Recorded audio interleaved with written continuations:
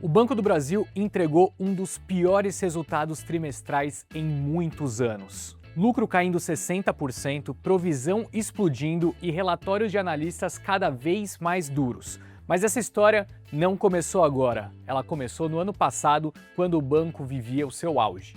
Vamos voltar no tempo para a gente entender como chegamos até aqui. No final de 2024, o Banco do Brasil tinha tudo funcionando ao mesmo tempo.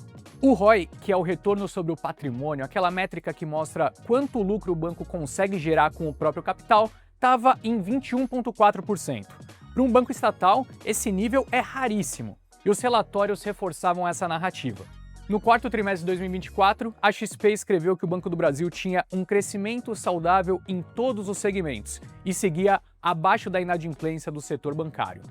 Também reforçava que o guidance estava sendo cumprido integralmente, com a carteira crescendo 11,7% no ano e o NII, que é a margem financeira que o banco ganha na diferença entre o que paga e o que recebe nos empréstimos, vinha dentro do intervalo.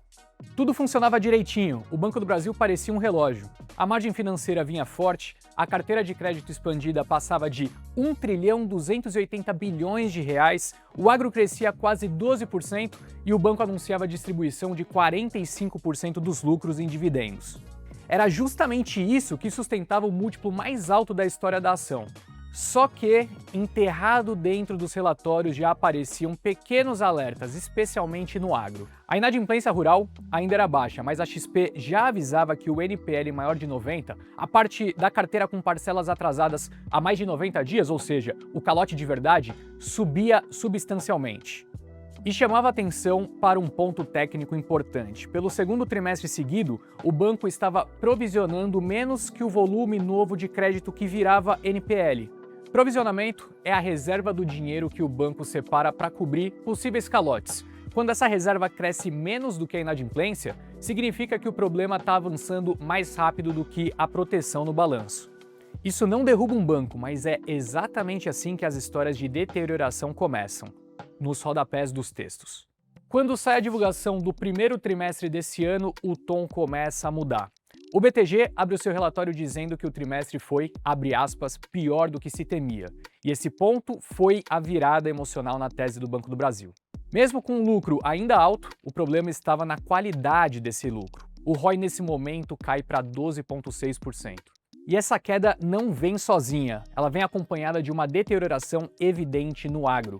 O BTG reforçou que a inadimplência rural subia mais rápido do que o esperado, enquanto o banco aumentava os rollovers, que são operações em que o vencimento é empurrado para frente porque o cliente não consegue pagar.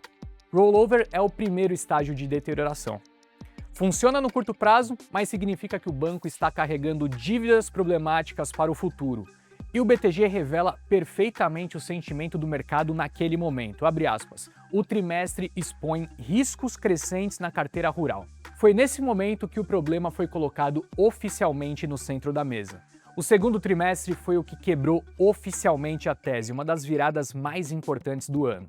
O ROI caiu de 21,6% um ano antes para 8,3% apenas.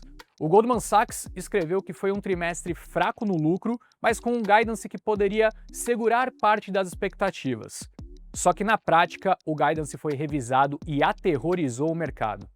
O banco reduziu a projeção de lucro de 37 a 41 bilhões de reais no ano para 21 a 25 bi, muito abaixo da faixa original, abaixo da estimativa do Goldman e também do consenso de mercado. Também cortou o guidance de margem financeira, aquele NII que eu já expliquei antes, de 111 a 115 bilhões no ano para 102 a 105 bi. E, ao mesmo tempo, elevou fortemente a expectativa de provisões de 38 a 42 bilhões para 53 a 56 bilhões de reais. Segundo o relatório, abre aspas, o Banco do Brasil aumentou significativamente a expectativa de provisões, refletindo o ambiente de crédito mais pressionado. O Goldman também chamou atenção para um outro ponto, a formação de novos NPLs, que é quando o crédito que se torna inadimplente fica significativamente acima do provisionamento. Isso é grave porque mostra que o problema não estava restrito a atrasos antigos. Créditos novos também estavam deteriorando. O banco precisaria provisionar muito mais. E como provisão derruba lucro e lucro derruba ROI, estava tudo conectado. a narrativa de que as coisas não iam bem se consolidou. Quando saem os relatórios do terceiro trimestre de 2025, tudo se encaixa.